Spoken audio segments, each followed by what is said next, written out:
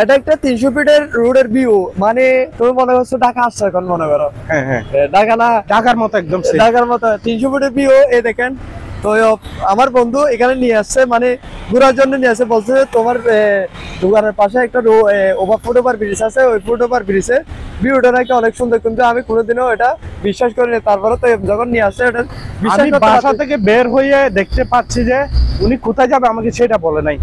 হঠাৎ করি আজকে আমার দোকানের ওইদিকে যাব, এখানে একটা ফুটওভার ব্রিজ আছে, ওইদিকে গিয়ে একটু লাইভ আসবো দেখার জন্য।